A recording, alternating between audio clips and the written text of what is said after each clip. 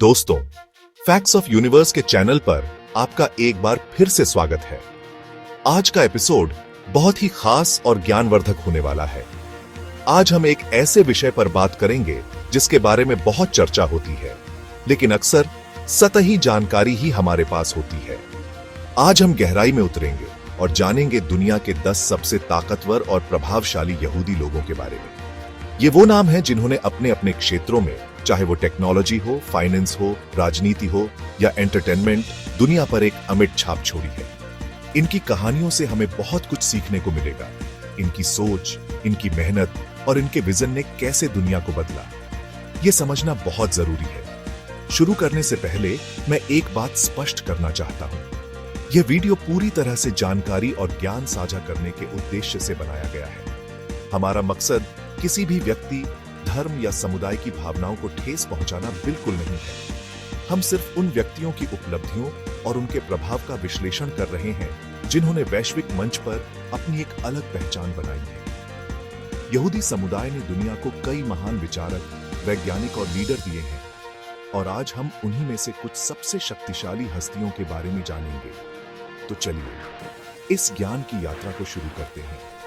इस लिस्ट में शामिल हर व्यक्ति की अपनी एक अलग कहानी है, एक अलग संघर्ष है और एक अलग सफलता का शिखर है। हम उनके जीवन के उन पहलुओं को छूने की कोशिश करेंगे जिनसे हम प्रेरणा ले सकते हैं।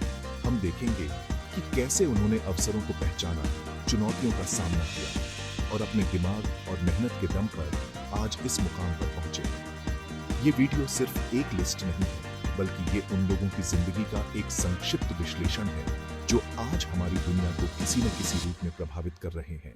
तो बिना किसी देरी के चलिए शुरू करते हैं और मिलते हैं दुनिया के 10 सबसे ताकतवर यहूदी लोगों से। दोस्तों, हमारी लिस्ट में पहला नाम एक ऐसे व्यक्ति का है जिसने हमारी सामाजिक जिंदगी को, हमारे जुड़ने के तरीके को पूरी तरह से बदल दिया है।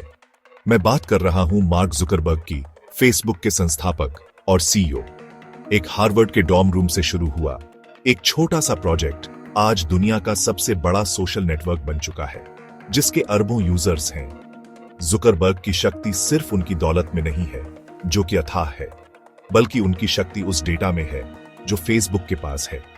वो जानते हैं कि हम क्या पसंद करते हैं, हम किससे बात करते हैं, हमारी आदतें क्या हैं।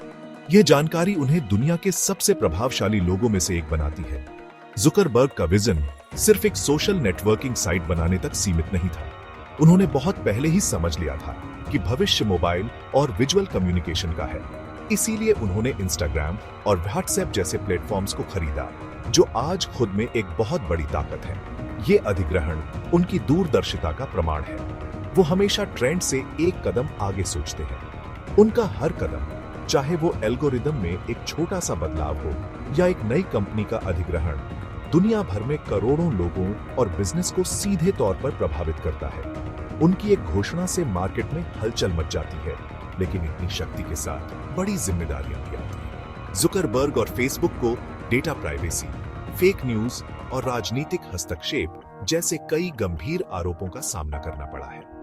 कैम्ब्रिज एनालिटिका स्कैंडल ने दुनिया को हिलाकर रख दिया था और फेसबुक के बिजनेस मॉडल पर गंभीर सवाल खड़े कर दिए थे।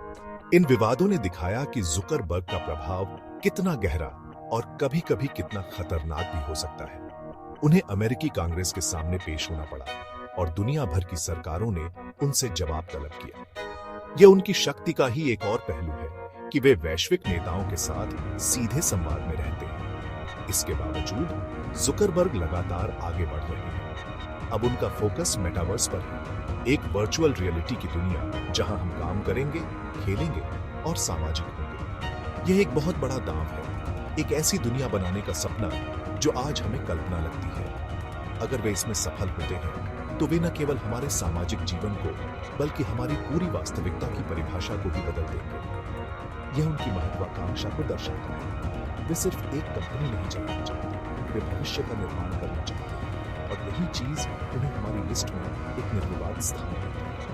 मार्क जुकरबर्ग की कहानी हमें सिखाती है कि एक आइडिया अगर उसे सही विजन और निष्पादन के साथ आगे बढ़ाया जाए तो वह दुनिया को बदल सकता है। उनकी यात्रा विवादों से भरी रही, लेकिन उनके प्रभाव से कोई इनकार नहीं कर सकता। वे एक ऐसे व्यक्ति हैं जो टेक्नोलॉजी के माध्यम से मानवता के भविष्य को आकार दे रहे हैं और उनकी शक्ति और प्रभाव आने वाले कई सालों तक महसूस किया जाएगा। वे सिर्फ एक सीईओ नहीं हैं, वे एक डिजिटल साम्राज्य के बादशाह हैं जिनकी सल्तनत में सूरज कभी नहीं डूबता। दोस्तों, अब हम बात करेंगे उस व्यक्ति की जिसने जानकारी तक हमारी पहुंच को हमेशा के लिए बदल दिया। एक ऐसा नाम जिसके बिना आज हम इंटरनेट की कल्पना भी नहीं कर सकते।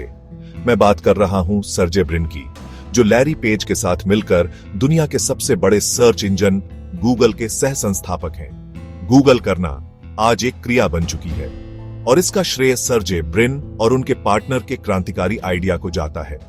उन्होंने सिर्फ एक सर्च इंजन नहीं बनाया, उन्होंने दुनिया की सारी जानकारी को व्यवस्थित करने और उसे सभी के लिए सुलभ बनाने का एक मिशन शुरू किया। सर्जे ब्रिन का जन्म मॉस्को, सोवियत संघ में एक यहूदी परिवार में हुआ था। उनका परिवार उस समय के यहूदी विरोधी माहौल से बचने के लिए अमेरिका आ गया। यह अनुभव शायद उनके अंदर कुछ बड़ा करने की प्रेरणा का स्रोत बना। स्टैनफोर्ड यूनिवर्सिटी में पीएचडी करते समय उनकी मुलाकात लैरी पेज से हुई और वहीं से गूगल की कहानी शुरू हुई। उनका पेज रैंक एल्गोरिदम एक क्रांतिकारी विचार था, जिसने वेबसाइटों को उनकी प्रासंगिकता और उन पर आने वाले लिंक्स की गुणवत्ता के आधार पर रैंक किया। इसने उस समय के मौजूदा सर्च इंजनों को मीलों पीछे छोड़ दिया और गूगल को इंटरनेट का राजा बना दिया। गूगल की शक्ति सिर्फ सर्च तक सीमित नहीं है।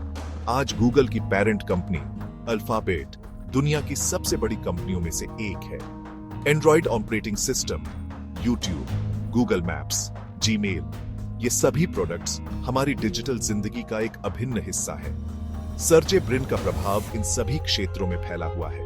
उन्होंने हमेशा मूनशॉट प्रोजेक्ट्स में गहरी दिलचस्पी दिखाई है, ऐसे महत्वाकांक्षी प्रोजेक्ट जो दुनिया की बड़ी समस्याओं को हल करने का लक्ष्य रखते हैं। सेल्फ ड्राइविंग कारों, वेमो से लेकर जीवन बढ़ाने वाली टेक्नोलॉजी कैलिको तक, ब्रिन का विजन हमेशा सीमाओं को तोड़ने वाला रहा है।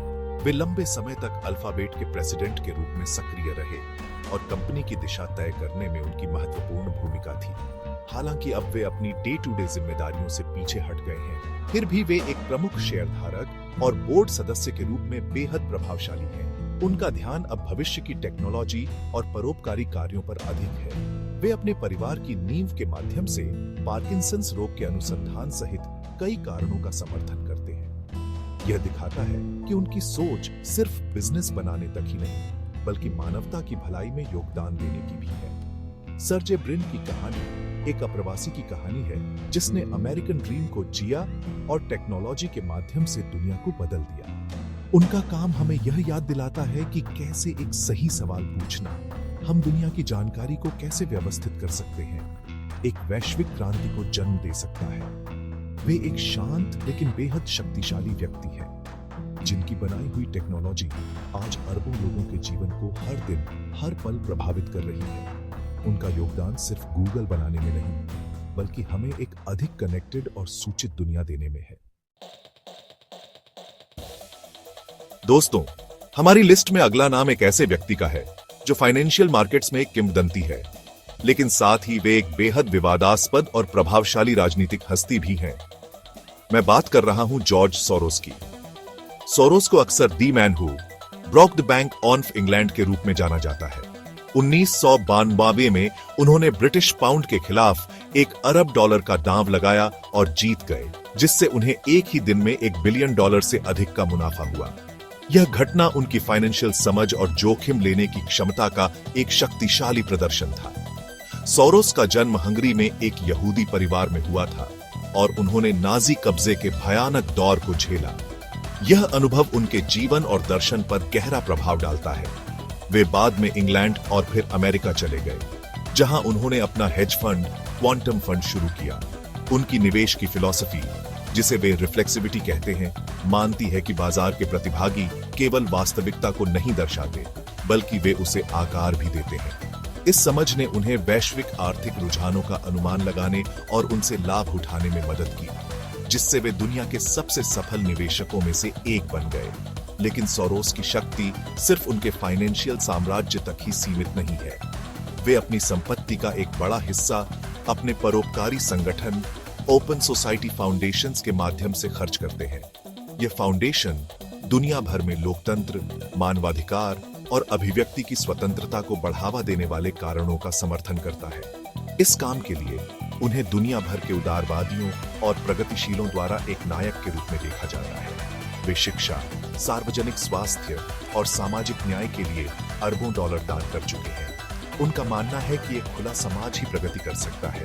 हालांकि उनके इसी काम के कारण वे दक्षिणपंथियों और राष्ट्रवादियों के लिए एक प्रमुख लक्ष्य भी बन गए हैं। उन पर अक्सर विभिन्न देशों की राजनीति में हस्तक्षेप करने और सरकारों को अस्थिर करने की कोशिश करने का आरोप लगाया जाता है। उनका नाम अक्सर कॉन्स्पिरेसी थ्योरीज में आता है, जो उन्हें एक वैश्विक कठपुतली मास्टर के रूप में चित्रित करती है। यह विवाद ही उनकी शक्ति का प्रमाण है।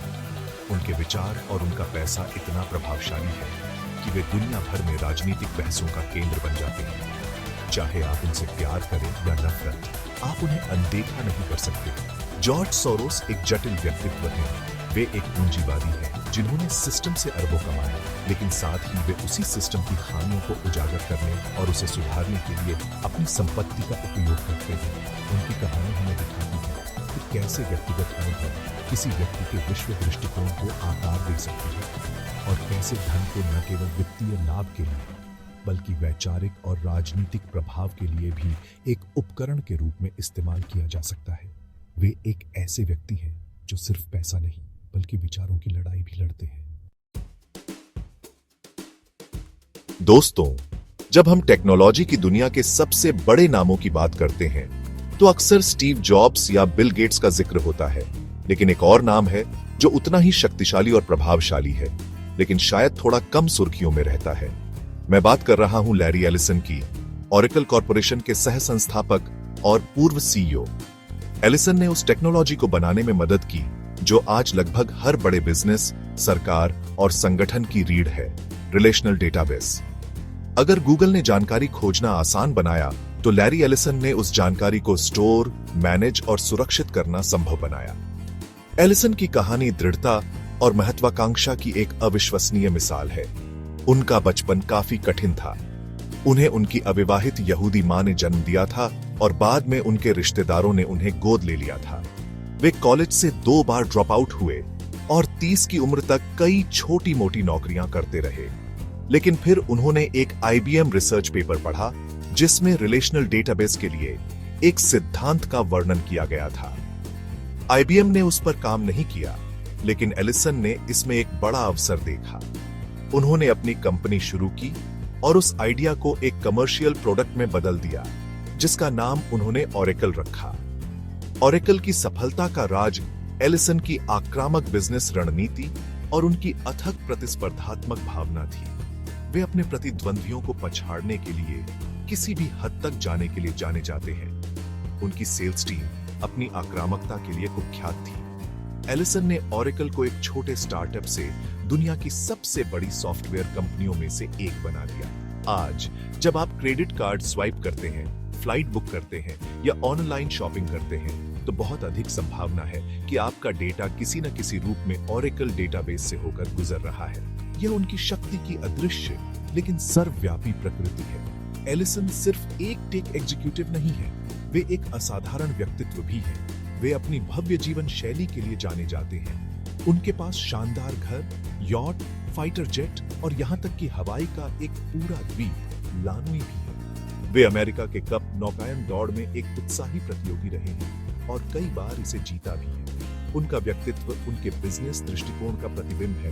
बड़ा सोचो, जीतो और स्टाइल से जीतो। वे आज भी ओरेकल के चेयरमैन और चीफ टेक्नोलॉजी ऑफिसर के रूप में सक्रिय हैं और कंपनी की दिशा तय करने में महत्वपूर्ण भूमिका निभाते हैं। लैरी एलिसन की कहानी हमें सिखाती है कि आपकी शुरुआत कैसी भी हो, सही अवसर को पहचानने और उस पर पूरी ताकत से काम करने से आप शिखर पर पहुंच सकते हैं। उन्होंने एक ऐसी इंडस्ट्री बनाई जो आज खरबों डॉलर की है और हमारी आधुनिक दुनिया के कामकाज के लिए बिल्कुल आवश्यक है। वे एक ऐसे टाइटन हैं जिन्होंने पर्दे के पीछे रहकर टेक्नोलॉजी की दुनिया को आकार दिया है और उनका प्रभाव आज भी उतना ही मजबूत है जितना दशकों पहले था। वे डेटा के असली बादशाह हैं। हमारी लिस्ट का अगला नाम एक ऐसे व्यक्ति का है जिसने 3 अलग अलग क्षेत्रों फाइनेंस, मीडिया और राजनीति में सफलता के शिखर को छुआ है।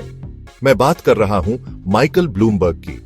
वे ब्लूमबर्ग एलपी के संस्थापक हैं, जो फाइनेंशियल डेटा और मीडिया की दुनिया में एक पावर हाउस है, और वे न्यूयॉर्क शहर के 3 बार मेयर भी रह चुके हैं। उनकी कहानी दिखाती है कि कैसे सूचना की शक्ति को वित्तीय और राजनीतिक प्रभाव में बदला जा सकता है।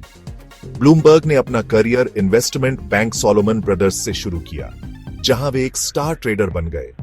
जब उन्हें 1981 में नौकरी से निकाल दिया गया, तो उन्होंने इस झटके को एक अवसर में बदल दिया। उन्होंने महसूस किया कि फाइनेंशियल मार्केट्स को रियल टाइम डेटा, समाचार और विश्लेषण की सख्त जरूरत है। इसी सोच के साथ उन्होंने अपनी कंपनी शुरू की और ब्लूमबर्ग टर्मिनल बनाया। यह प्रतिष्ठित काला टर्मिनल वॉल स्ट्रीट पर हर ट्रेडर के डेस्क का एक अनिवार्य हिस्सा बन गया, जो उन्हें बाजार में बढ़त देता था। यह आज भी फाइनेंशियल इंडस्ट्री का गोल्ड स्टैंडर्ड है, लेकिन ब्लूमबर्ग सिर्फ डेटा बेचने पर नहीं रुके। उन्होंने इस डेटा के इर्द गिर्द एक विशाल मीडिया साम्राज्य खड़ा कर दिया, जिसमें ब्लूमबर्ग न्यूज, टेलीविजन, रेडियो और एक मैगजीन शामिल है। इस मीडिया विंग ने न केवल उनकी कंपनी को एक ब्रांड बनाया, बल्कि उन्हें वैश्विक मामलों पर एक प्रभावशाली आवाज भी दी। उनकी कंपनी की सफलता ने उन्हें दुनिया के सबसे अमीर लोगों में से एक बना दिया।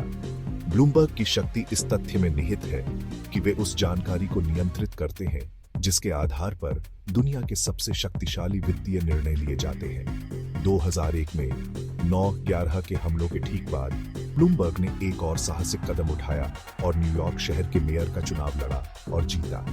उन्होंने लगातार 3 कार्यकाल तक शहर का नेतृत्व किया।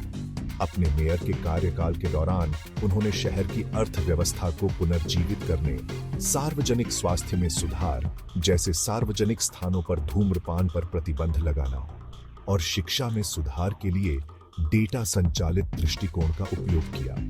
उनके आलोचकों का कहना है कि उनकी नीतियां, जैसे स्टॉप एंड फ्रिस्क, विवादास्पद थीं, लेकिन उनके समर्थक उन्हें एक कुशल प्रबंधक के रूप में देखते हैं, जिसने शहर को बदल दिया। आज माइकल ब्लूमबर्ग एक सक्रिय परोपकारी भी है, जो जलवायु परिवर्तन, बंदूक नियंत्रण और सार्वजनिक स्वास्थ्य जैसे मुद्दों पर अरबों डॉलर खर्च कर रहे हैं। उन्होंने 2020 में अमेरिकी राष्ट्रपति पद के लिए भी एक संक्षिप्त लेकिन महंगी दौड़ लगाई, जिसने उनकी राजनीतिक महत्वाकांक्षाओं को फिर से उजागर किया। ब्लूमबर्ग एक ऐसे व्यक्ति का प्रतीक है जो यह मानता है कि डेटा और तर्क के साथ किसी भी समस्या को हल किया जा सकता है। वे एक ऐसे व्यक्ति हैं जिन्होंने सूचना को एक साम्राज्य में, एक राजनीतिक करियर में और दुनिया को बदलने के एक मिशन में बदल दिया है। दोस्तों, अब हम राजनीति के अखाड़े में चलते हैं और एक ऐसे नेता की बात करते हैं जो दशकों से मध्य पूर्व और विश्व राजनीति के केंद्र में रहे हैं। मैं बात कर रहा हूं बेंजामिन नेतन्याहू की, जो इजराइल के सबसे लंबे समय तक सेवा करने वाले प्रधानमंत्री हैं। उन्हें उनके समर्थक बीबी के नाम से जानते हैं और वे इजरायली राजनीति में एक ध्रुवीकरण करने वाले लेकिन निर्विवाद रूप से शक्तिशाली व्यक्ति हैं। उनकी शक्ति न केवल उनके राजनीतिक पद से आती है, बल्कि उनकी करिश्माई व्यक्तित्व, उनकी मजबूत राष्ट्रवादी विचारधारा और वैश्विक मंच पर उनके गहरे संबंधों से भी आती है। नेतन्याहू का जन्म तेल अवीव में हुआ था, लेकिन उन्होंने अपना कुछ बचपन और युवावस्था अमेरिका में बिताई, जिससे उनकी अंग्रेजी पर असाधारण पकड़ है और वे अमेरिकी राजनीति और संस्कृति को गहराई से समझते हैं। ये उनके करियर में एक बहुत बड़ी संपत्ति साबित हुई। उन्होंने इजराइल रक्षा बलों यानी आईडीएफ की एक एलीट स्पेशल फोर्स यूनिट में सेवा की। उनके भाई योनी नेतन्याहू, जो एक राष्ट्रीय नायक थे, 1976 में एंटेबे ऑपरेशन के दौरान मारे गए थे। इस घटना ने नेतन्याहू पर गहरा प्रभाव डाला और उनके अंदर राष्ट्रीय सुरक्षा को लेकर एक मजबूत भावना पैदा की। प्रधानमंत्री के रूप में नेतन्याहू की नीतियां मुख्य रूप से सुरक्षा और अर्थव्यवस्था पर केंद्रित रही हैं। वे ईरानी परमाणु कार्यक्रम के एक मुखर आलोचक रहे हैं और उन्होंने इजराइल की सुरक्षा के लिए एक मजबूत और आक्रामक रुख अपनाया है। उन्होंने फिलिस्तीनी राज्य की स्थापना का विरोध किया है और वेस्ट बैंक में इजरायली बस्तियों के विस्तार का समर्थन किया है। इन नीतियों ने उन्हें अंतर्राष्ट्रीय स्तर पर, विशेष रूप से यूरोप और उदारवादी अमेरिकी समूहों के बीच, काफी आलोचना का पात्र बनाया है। लेकिन इजराइल के भीतर दक्षिणपंथी मतदाताओं के बीच उनके आधार को मजबूत किया है। नेतन्याहू को एक मास्टर राजनीतिक रणनीतिकार माना जाता है। वे कई राजनीतिक तूफानों, भ्रष्टाचार के आरोपों और करीबी चुनावों से बचने में कामयाब रहे हैं, जिसके कारण उन्हें द मैजिशियन का उपनाम मिला है। वे मीडिया का उपयोग करने में माहिर हैं और अपने संदेश को सीधे जनता तक पहुंचाने की क्षमता रखते हैं। अमेरिकी राजनीति में उनका प्रभाव बहुत गहरा है और वे अमेरिकी राष्ट्रपतियों और कांग्रेस के साथ सीधे संवाद करने में सक्षम रहे हैं, कभी कभी तो अमेरिकी प्रशासन की इच्छा के विरुद्ध भी। यह वैश्विक मंच पर उनके कद को दर्शाता है। बेंजामिन नेतन्याहू की कहानी शक्ति, दृढ़ता और विवाद की कहानी है। वे एक ऐसे नेता हैं जो अपने देश की सुरक्षा के लिए कुछ भी करने को तैयार रहते हैं और इसके लिए वे अंतर्राष्ट्रीय दबाव और घरेलू विरोध दोनों का सामना करने से नहीं डरते। चाहे आप उनकी नीतियों से सहमत हों या असहमत, इस बात से इनकार नहीं किया जा सकता कि वे पिछले कुछ दशकों में मध्य पूर्व के सबसे प्रभावशाली नेताओं में से एक रहे हैं। उनका हर फैसला न केवल इजरायल बल्कि पूरे क्षेत्र और दुनिया की भू राजनीति पर गहरा असर डालता है। दोस्तों, टेक्नोलॉजी की दुनिया पर अक्सर पुरुषों का दबदबा माना जाता है, लेकिन हमारी लिस्ट में अगला नाम एक ऐसी महिला का है जिसने न केवल इस धारणा को तोड़ा बल्कि दुनिया की सबसे बड़ी टेक कंपनियों में से एक को बनाने और चलाने में महत्वपूर्ण भूमिका निभाई। मैं बात कर रहा हूं शेरिल सैंडबर्ग की। फेसबुक, जो अब मेटा है, उसकी पूर्व चीफ ऑपरेटिंग ऑफिसर और लीन इन आंदोलन की प्रणेता। उनकी शक्ति सिर्फ उनके कॉर्पोरेट पद में नहीं बल्कि दुनिया भर में लाखों महिलाओं को नेतृत्व करने के लिए प्रेरित करने की उनकी क्षमता में भी है। सैंडबर्ग का करियर बेहद प्रभावशाली रहा है। हार्वर्ड बिजनेस स्कूल से स्नातक होने के बाद उन्होंने विश्व बैंक में काम किया और फिर अमेरिकी ट्रेजरी विभाग में चीफ ऑफ स्टाफ के रूप में कार्य किया। यह सार्वजनिक सेवा का अनुभव उन्हें कॉर्पोरेट दुनिया में एक अनूठा दृष्टिकोण देता है। 2001 में वे गूगल में शामिल हुई और वहां उन्होंने कंपनी के वैश्विक ऑनलाइन बिक्री और संचालन को बनाने में मदद की, जो आज गूगल के राजस्व का एक बड़ा हिस्सा है। उन्होंने गूगल को एक मुनाफे वाली मशीन में बदलने में महत्वपूर्ण भूमिका निभाई। 2008 में मार्क जुकरबर्ग ने उन्हें फेसबुक में सीईओ के रूप में भर्ती किया। उस समय फेसबुक एक तेजी से बढ़ता हुआ सोशल नेटवर्क था, लेकिन उसके पास कोई स्पष्ट बिजनेस मॉडल नहीं था। सैंडबर्ग ने फेसबुक के विज्ञापन व्यवसाय को शून्य से बनाया और उसे दुनिया की सबसे लाभदायक कंपनियों में से एक में बदल दिया। वे कंपनी का सार्वजनिक चेहरा बन गए, जो जुकरबर्ग के तकनीकी विजन को एक स्थायी और स्केलेबल बिजनेस में बदलने के लिए जिम्मेदार थे। उन्हें अक्सर कमरे में वयस्क कहा जाता था, जो युवा जुकरबर्ग को सलाह देती थी। 2013 में सैंडबर्ग ने अपनी किताब लीन इन वीमेन वर्क एंड डिविडेंड प्रकाशित की, जो एक वैश्विक बेस्टसेलर बन गई। इस किताब में उन्होंने महिलाओं को अपनी महत्वाकांक्षाओं को अपनाने और कार्यस्थल पर नेतृत्व की भूमिकाओं के लिए आगे बढ़ने के लिए प्रोत्साहित किया। इसने एक वैश्विक आंदोलन को जन्म दिया, जिसमें महिलाएं लीनिंग सर्कल्स में एक दूसरे का समर्थन करने के लिए एक साथ आई। इस किताब में उन्हें कॉर्पोरेट जगत से परे महिलाओं के अधिकारों और सशक्तिकरण के लिए एक वैश्विक प्रतीक बना दिया। हालांकि फेसबुक ने अपने समय के दौरान सैंडबर्ग को भी कंपनी के विवादों जैसे कैम्ब्रिज एनालिटिका और फेक न्यूज के मुद्दों में आलोचना का सामना करना पड़ा। 2022 में उन्होंने सीईओ के पद से इस्तीफा दे दिया, लेकिन वे मेटा के बोर्ड में बनी हुई है। उनकी विरासत जटिल है, लेकिन उनके प्रभाव से इनकार नहीं किया जा सकता। शेरिल सैंडबर्ग ने यह साबित कर दिया है कि एक महिला टेक उद्योग के उच्चतम स्तर पर सफल हो सकती है। वे न केवल एक शानदार बिजनेस लीडर हैं, बल्कि एक प्रभावशाली विचारक और लाखों लोगों के लिए एक प्रेरणा स्रोत भी है। दोस्तों, अब हम एक ऐसी दुनिया में चलते हैं जो कल्पना, जादू और भावनाओं से बनी है, एंटरटेनमेंट की दुनिया। और इस दुनिया का एक निर्विवाद बादशाह है, एक ऐसा फिल्म निर्माता जिसकी फिल्मों ने पीढ़ियों को मंत्रमुग्ध किया है और सिनेमा के इतिहास को हमेशा के लिए बदल दिया है। मैं बात कर रहा हूं स्टीवन स्पीलबर्ग की। उनकी शक्ति बॉक्स ऑफिस नंबरों और ऑस्कर की संख्या से कहीं ज्यादा है। उनकी शक्ति कहानियों के माध्यम से हमारे दिलों को छूने, हमारे डर को जगाने और हमारी आशाओं को प्रेरित करने की उनकी अद्वितीय क्षमता में निहित है। स्पीलबर्ग का सिनेमा के प्रति जुनून बचपन से ही था। वे एक युवा लड़के के रूप में अपनी 8 मिमी कैमरे से फिल्में बनाते थे। उनका करियर 1975 में फिल्म जॉज के साथ आसमान छू गया, जिसने समर ब्लॉकबस्टर की अवधारणा को जन्म दिया। इसके बाद उन्होंने एक के बाद एक प्रतिष्ठित फिल्में दी। ET, the extraterrestrial, Indiana Jones series, Jurassic Park. इन फिल्मों ने न केवल अरबों डॉलर कमाए, बल्कि वे हमारी सांस्कृतिक चेतना का हिस्सा बन गई। वे जानते हैं कि दर्शकों को कैसे रोमांचित करना है, कैसे हंसाना है और कैसे रुलाना है। लेकिन स्पीलबर्ग सिर्फ ब्लॉकबस्टर फिल्में बनाने वाले नहीं हैं। उन्होंने अपनी कला की गहराई और गंभीरता को भी बार बार साबित किया है। 1993 में उन्होंने शिंडलर्स लिस्ट बनाई, जो होलोकॉस्ट पर बनी सबसे शक्तिशाली और महत्वपूर्ण फिल्मों में से एक है। एक यहूदी के रूप में यह उनके लिए एक बहुत ही व्यक्तिगत प्रोजेक्ट था। इस फिल्म ने उन्हें सर्वश्रेष्ठ निर्देशक और सर्वश्रेष्ठ पिक्चर के लिए उनका पहला ऑस्कर दिलाया। उन्होंने फिल्म से हुई अपनी सारी कमाई शोआ फाउंडेशन की स्थापना के लिए दान कर दी, जो होलोकॉस्ट से बचे लोगों की गवाही को रिकॉर्ड और संरक्षित करता है। उनकी बहुमुखी प्रतिभा अविश्वसनीय है। वे सेविंग प्राइवेट रयान जैसी भीषण युद्ध फिल्में, द कलर पर्पल जैसी मार्मिक ड्रामा और लिंकन जैसी ऐतिहासिक महाकाव्य बनाने में समान रूप से माहिर हैं।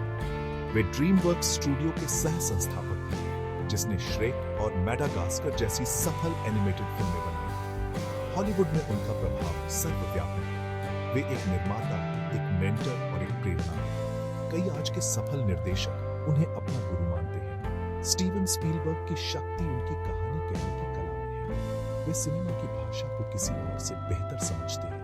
वे हमें उन दुनियाओं में ले जाते हैं जिनकी हम केवल कल्पना कर सकते हैं, और हमें उन पात्रों से मिलवाते हैं जिन्हें हम कभी नहीं भूलते। 40 से अधिक वर्षों से वे फिल्म उद्योग के शिखर पर बने हुए हैं, लगातार खुद को और अपनी कला को विकसित कर रहे हैं। वे सिर्फ एक निर्देशक नहीं हैं, वे एक सांस्कृतिक घटना है, एक आधुनिक शेक्सपियर हैं जो सेल्यूलाइट पर सपने बुनते हैं। दोस्तों, हमारी लिस्ट में अगला नाम एक ऐसे व्यक्ति का है जिसने कॉमेडी की दुनिया में क्रांति ला दी और हमें सिखाया कि रोजमर्रा की जिंदगी की छोटी छोटी बातों में भी हास्य छिपा होता है। मैं बात कर रहा हूं जेरी सीनफेल्ड की, जो स्टैंड अप कॉमेडी के एक दिग्गज और इतिहास के सबसे सफल सिटकॉम में से एक सीनफेल्ड के सह निर्माता और स्टार हैं। उनकी शक्ति उनकी ऑब्जर्वेशनल कॉमेडी की अनूठी शैली में है, जिसने न केवल उन्हें एक अरबपति बनाया, बल्कि टेलीविजन कॉमेडी के परिदृश्य को भी हमेशा के लिए बदल दिया। सीनफेल्ड ने अपना करियर 1970 के दशक में न्यूयॉर्क के कॉमेडी क्लबों में स्टैंड अप करके शुरू किया। उनकी कॉमेडी का आधार रोजमर्रा की जिंदगी की तुच्छ और अक्सर अजीब लगने वाली स्थितियों का अवलोकन करना था, जैसे कि हवाई यात्रा, लॉन्ड्रोमैट या अनाज के डिब्बे। उन्होंने इन साधारण विषयों को हास्य के सोने में बदल दिया।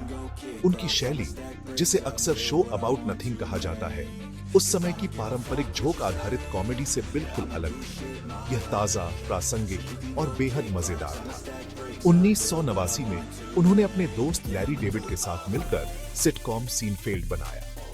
यह शो 4 दोस्तों जेरी, जॉर्ज, एलन और क्रेमर के जीवन के इर्द गिर्द घूमता था और उनकी रोजमर्रा की अजीबोगरीब बातचीत और सामाजिक गलतफहमियों पर आधारित था। शो ने नो हगिंग, नो लर्निंग के अपने मंत्र का पालन किया, मतलब कि पात्र कभी भी अपनी गलतियों से नहीं सीखते थे और कोई भावनात्मक सबक नहीं दिया जाता था। यह एक क्रांतिकारी विचार था और इसने शो को एक बड़ी सफलता दिलाई। अपने चरम पर सीनफेल्ड अमेरिका में नंबर 1 शो था और एक सांस्कृतिक घटना बन गया। सीनफेल्ड समाप्त होने के बाद भी जेरी सीनफेल्ड प्रासंगिक बने रहे। वे स्टैंड अप कॉमेडी में लौट आए, लगातार टूर करते रहे और स्पेशल रिलीज करते रहे। हाल ही में उन्होंने नेटफ्लिक्स सीरीज कॉमेडियंस इन कार स्केटिंग कॉफी बनाई, जिसमें वे क्लासिक कारों में अन्य प्रसिद्ध कॉमेडियन के साथ घूमते हैं और कॉमेडी की कला के बारे में बात करते हैं। यह शो उनकी स्थायी रचनात्मकता और कॉमेडी के प्रति उनके गहरे प्रेम का प्रमाण है। यह दिखाता है कि वे सिर्फ एक कलाकार नहीं, बल्कि कॉमेडी के एक विद्वान भी हैं। जेरी सीनफेल्ड की शक्ति उनकी कला के प्रति उनकी अविश्वसनीय कार्यनीति और पूर्णतावाद में नहीं थी। वे अपनी चुटकुलों पर महीनों शंजी सालों तक आराम करने के लिए जाने जाते हैं, जब तक कि हर शब्द और हर ठहराव सही न हो जाए। उन्होंने दिखाया है कि अवलोकन और शिल्प के माध्यम से सबसे साधारण चीजों को असाधारण बनाने बदला जा सकता है। वे एक ऐसे कॉमेडियन हैं जिन्होंने न केवल हमें हंसाया है, बल्कि हमें अपने आसपास की दुनिया को एक नए, अधिक हास्यपूर्ण नजरिए से देखना भी सिखाया है। दोस्तों, हमारी लिस्ट का आखिरी नाम एक ऐसी महिला का है जो व्यापार, फैशन और राजनीति के चौराहे पर खड़ी है। वे एक प्रसिद्ध रियल एस्टेट साम्राज्य की उत्तराधिकारी हैं, एक सफल उद्यमी हैं और संयुक्त राज्य अमेरिका के राष्ट्रपति की पूर्व सलाहकार भी रह चुकी है। मैं बात कर रहा हूं इवांका ट्रंप की। उनकी शक्ति उनके प्रसिद्ध अंतिम नाम से आती है, लेकिन उन्होंने अपनी खुद की एक पहचान भी बनाई है, जो उन्हें एक प्रभावशाली और कभी-कभी विवादास्पद हस्ती बनाती है। इवांका ट्रंप डोनाल्ड ट्रंप की बेटी है और उन्होंने अपने करियर की शुरुआत अपने परिवार के बिजनेस डी ट्रंप ऑर्गेनाइजेशन में काम करके की। उन्होंने कंपनी के रियल एस्टेट और होटल सौदों में एक प्रमुख भूमिका निभाई, लेकिन वे सिर्फ अपने पिता की छाया में नहीं रही। उन्होंने अपना खुद का सफल फैशन ब्रांड लॉन्च किया, जिसमें कपड़े, हैंडबैग, जूते और गहने शामिल थे। यह ब्रांड कामकाजी महिलाओं को लक्षित करता था और इसने उन्हें एक बिजनेस लीडर और स्टाइल आइकन के रूप में स्थापित किया। उनकी दुनिया पूरी तरह से बदल गई जब उनके पिता 2016 में संयुक्त राज्य अमेरिका के राष्ट्रपति चुने गए। इवांका अपने पति जेरेड कुशनर के साथ वॉशिंगटन डीसी चली गई और व्हाइट हाउस में राष्ट्रपति की एक अवैतनिक सलाहकार के रूप में एक औपचारिक भूमिका निभाई। यह एक अभूतपूर्व कदम था और इसने उनकी शक्ति और प्रभाव को एक नए स्तर पर पहुंचा दिया। उन्होंने महिला आर्थिक सशक्तिकरण, कार्यबल विकास और पेड फैमिली लीव जैसे मुद्दों पर ध्यान केंद्रित किया। वे अक्सर वैश्विक मंचों पर अमेरिकी प्रशासन का प्रतिनिधित्व करती थी। व्हाइट हाउस में उनकी भूमिका ने उन्हें बहुत अधिक जांच और आलोचना का पात्र भी बनाया। आलोचकों ने भाई भतीजावाद के आरोप लगाए और सवाल किया कि क्या वे इस भूमिका के लिए योग्य थी। उन पर अक्सर अपने पिता की अधिक विवादास्पद नीतियों से खुद को दूर करने में विफल रहने का आरोप लगाया जाता था। उनके फैशन ब्रांड को भी राजनीतिक प्रतिक्रिया का सामना करना पड़ा और अंततः 2018 में बंद हो गया। यह उनके जीवन के विभिन्न पहलुओं, व्यापार, राजनीति और परिवार के बीच के तनाव को उजागर करता है। आज अपने पिता के राष्ट्रपति पद के बाद इवांका ट्रंप एक अधिक निजी जीवन जी रही हैं, लेकिन वे अभी भी एक महत्वपूर्ण सार्वजनिक हस्ती हैं। उनकी कहानी जटिल है और यह विरासत, महत्वाकांक्षा और शक्ति के बारे में कई सवाल उठाती है। उन्होंने दिखाया है कि वे व्यापार और राजनीति दोनों की दुनिया में नेविगेट करने में सक्षम हैं और उनका भविष्य अनिश्चित हो सकता है, लेकिन उनकी कहानी अभी खत्म नहीं हुई है। वे एक ऐसी महिला है जिन्होंने सत्ता के उच्चतम गलियारों का अनुभव किया है और उनका प्रभाव अभी भी महसूस किया जाता है। दोस्तों, तो यह थी दुनिया के 10 सबसे ताकतवर और प्रभावशाली यहूदी हस्तियों की हमारी लिस्ट। मार्क जुकरबर्ग के डिजिटल साम्राज्य से लेकर स्टीवन स्पीलबर्ग के सिनेमाई जादू तक और बेंजामिन नेतन्याहू की राजनीतिक पकड़ से लेकर जॉर्ज सोरोस के वित्तीय और वैचारिक प्रभाव तक, हमने देखा कि शक्ति कितने अलग अलग रूपों में आती है। इन सभी लोगों में एक बात समान है, उन्होंने अपने अपने क्षेत्रों में यथास्थिति को चुनौती दी, बड़े सपने देखे और उन सपनों को हकीकत में बदलने के लिए अथक प्रयास किया। उनकी कहानियां हमें प्रेरणा देती हैं, हमें सोचने पर मजबूर करती हैं और हमें सिखाती हैं कि दृढ़ संकल्प और एक स्पष्ट दृष्टि से कुछ भी संभव है। इस वीडियो को देखने के लिए आपका बहुत बहुत धन्यवाद। मुझे उम्मीद है कि आपको यह जानकारीपूर्ण और दिलचस्प लगा होगा। हमारा उद्देश्य हमेशा आपके लिए गहरा, सार्थक और ज्ञानवर्धक कंटेंट लाना है। अगर आपको यह वीडियो पसंद आया हो और आप भविष्य में भी ऐसे ही वीडियो देखना चाहते हैं, तो कृपया इस वीडियो को लाइक करें और पंकज मिश्रा चैनल को सब्सक्राइब करना न भूलें। आपका समर्थन ही हमारी सबसे बड़ी प्रेरणा है। बेल आइकन को भी दबा दें ताकि आप हमारा कोई भी नया वीडियो मिस न करें। अब मैं आपसे जानना चाहता हूँ, इस लिस्ट में से आपको सबसे ज्यादा प्रभावशाली कौन लगा और क्यों? क्या कोई ऐसा नाम है जिसे सुनकर आप चौंक गए, या कोई ऐसा नाम है जो आपको लगता है कि इस लिस्ट में होना चाहिए था? अपने विचार नीचे कमेंट सेक्शन में जरूर साझा करें। मुझे आपके कमेंट्स पढ़ने और आपसे सीखने में बहुत आनंद आता है। हम जल्द ही एक और दिलचस्प विषय के साथ वापस आएंगे। तब तक सीखते रहें, बढ़ते रहें और प्रेरित रहें। धन्यवाद।